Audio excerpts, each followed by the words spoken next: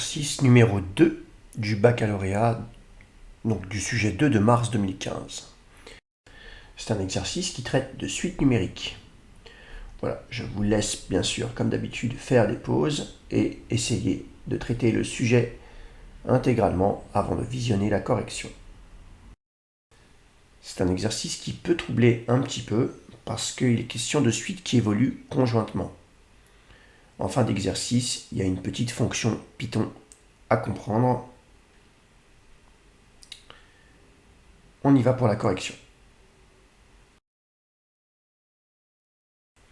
À savoir maîtriser pour résoudre cet exercice, donc bien sûr, variation d'une suite numérique.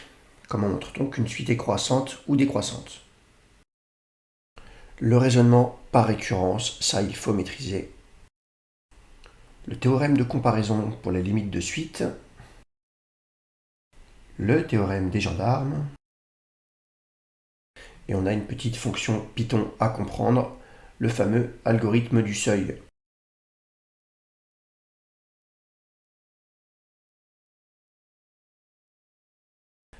Première question, petit a, calculer U1 et V1. Alors, ce que je disais en introduction, c'est que le n plus unième terme de la suite UN est défini en fonction du nème terme de la suite UN et du nème terme de la suite VN. Donc U1 est égal à U0 plus V0, c'est-à-dire 2.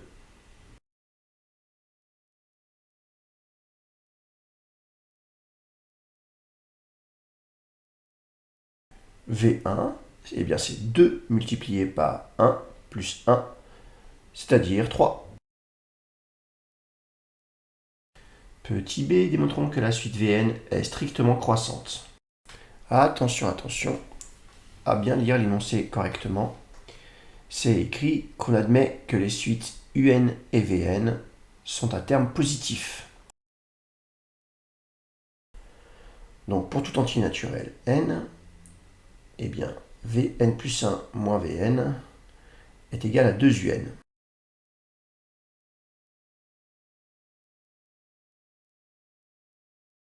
Et c'est strictement positif, c'est admis par l'énoncé. On en déduit donc que la suite Vn est strictement croissante.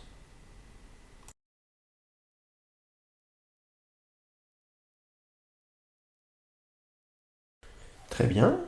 Maintenant, démontrons que pour tout entier naturel n, Vn est supérieur ou égal à 1. Eh bien, on sait que V0 est égal à 1 et que Vn est une suite croissante. Ça signifie que pour tout entier naturel n, donc supérieur ou égal à 0, eh bien Vn est supérieur ou égal à V0, et donc supérieur ou égal à 1. Donc Vn supérieur ou égal à 1, c'est terminé.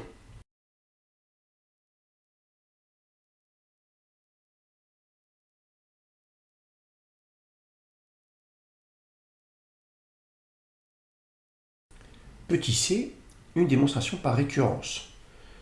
Démontrons que pour tout entier naturel n, Un est supérieur ou égal à n plus 1. N étant un entier naturel, on appelle Pn la propriété Un supérieur ou égal à n plus 1.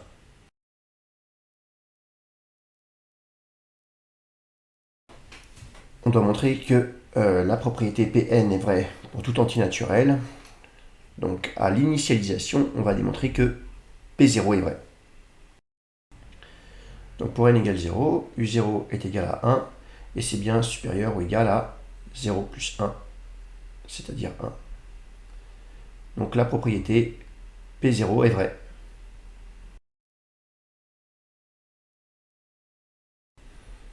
Passons maintenant à l'hérédité. Supposons qu'il existe un entier naturel n tel que Pn soit vrai. Démontrons que cela implique que Pn plus 1 est vrai.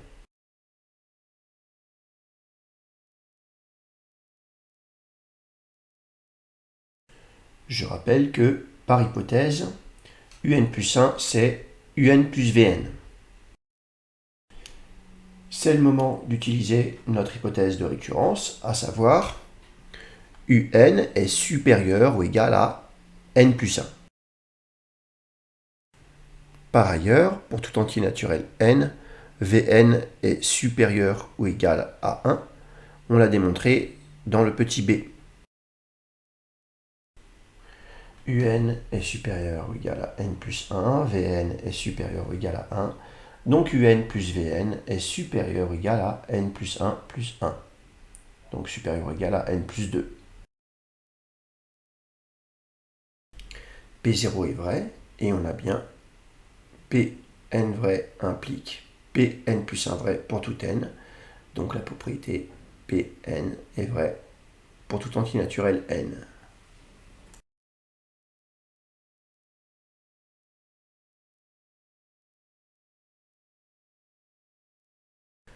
En déduire la limite de la suite un. Alors bien sûr, quand on a une question qui commence par en déduire, le réflexe c'est de se référer à ce que l'on vient de faire. On vient de montrer que un était supérieur ou égal à n plus 1 pour tout entier naturel n.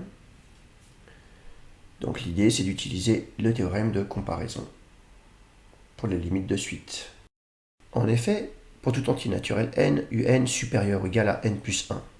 Et la limite de n plus 1 quand n tend vers plus l'infini, c'est plus l'infini. Donc, d'après le théorème de comparaison, la limite de la suite un, eh bien c'est plus l'infini.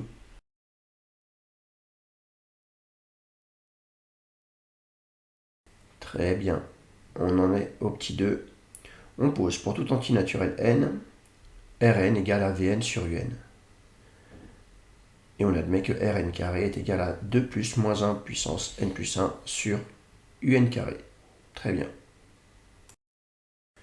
Alors, on doit démontrer une double inégalité. Voilà, ça fait partie des choses à savoir. C'est que pour tout entier naturel n, moins 1 puissance n est compris entre moins 1 et 1. Et donc, en multipliant par moins 1, qu'est-ce qui se passe? Moins 1 puissance n plus 1 est aussi compris entre moins 1 et 1. Voilà, maintenant que j'ai écrit ça, eh bien je peux diviser de chaque côté de mes inégalités par un carré qui est strictement positif, sans changer le sens de mon inégalité. On obtient bien l'inégalité, la double inégalité demandée.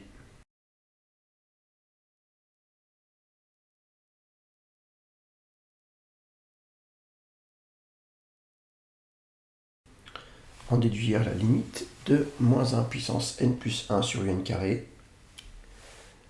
Donc bien sûr, on va réutiliser la double inégalité que l'on vient de démontrer. On va utiliser le théorème des gendarmes. La limite de 1 sur un carré, c'est la même que la limite de moins 1 sur un carré, c'est 0. Pourquoi?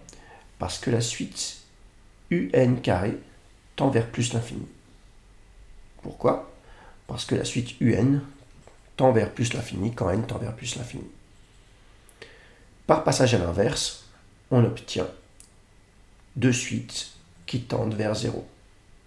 Une qui tend vers 0, il suffit de multiplier par moins 1. La suite moins 1 sur un carré tend également vers 0.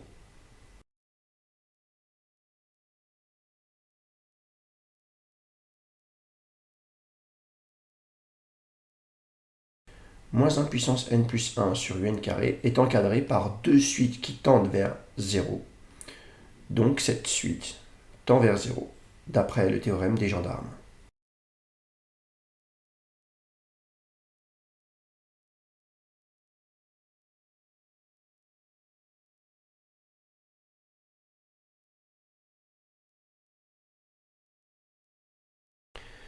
Alors, avec ce que l'on vient de faire, on en déduit immédiatement que la limite de la suite Rn carré, quand n tend vers plus l'infini, c'est 2.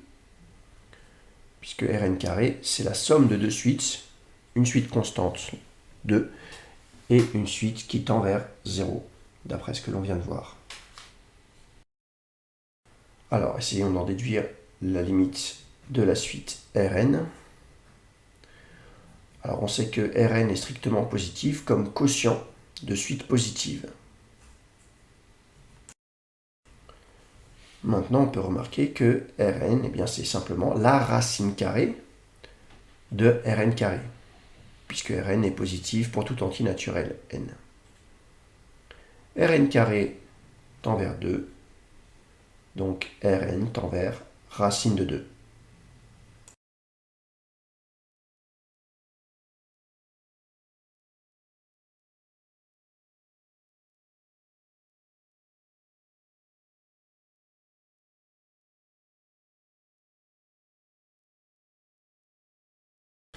Démontrons que pour tout entier naturel n, Rn plus 1 est égal à 2 plus Rn, le tout sur 1 plus Rn.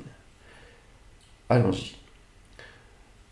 Par hypothèse, on sait que Rn plus 1 est égal à Vn plus 1 sur Un plus 1.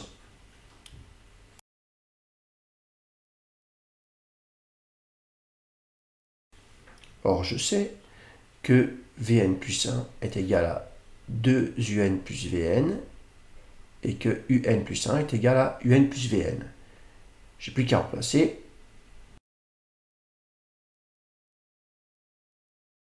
Très bien. Maintenant, pour faire apparaître la suite Rn, il faut que je fasse apparaître le quotient Vn sur Un. Donc l'idée, eh bien, c'est de factoriser par Un. Je peux, parce que Un est toujours strictement positif pour tout entier naturel n.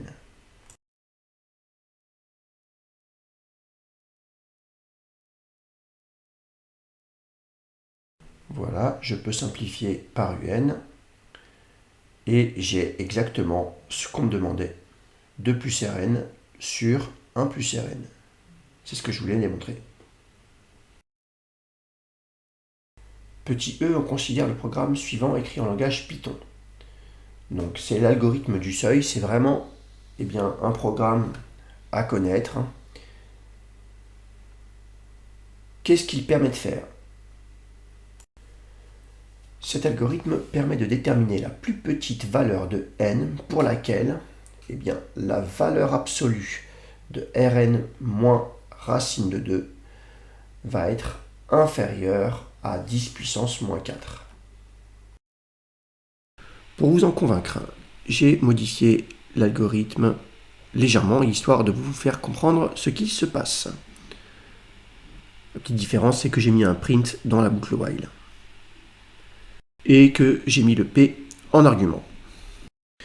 Ça, ce que ça va changer, c'est que l'algorithme n'est plus obligé de s'arrêter quand la valeur absolue de R moins racine de 2 est supérieure à 10 puissance moins 4, mais quand la valeur absolue de R moins racine de 2 va être inférieure à 10 puissance une valeur choisie par l'utilisateur. Illustration. Donc si je tape seuil de 4, je vois que j'obtiens 5 termes. Donc R4 sera une valeur approchée de racine de 2 à 10 puissance moins 4 près. Cette fois-ci, je tape seuil de 5. Je veux une valeur approchée de racine de 2 un petit peu plus précise. Donc certainement, il va falloir un peu plus de termes dans ma suite Rn. Voilà, donc on a besoin de 6 termes. Ça signifie que R6 est une valeur approchée de racine de 2 à 5 chiffres après la virgule.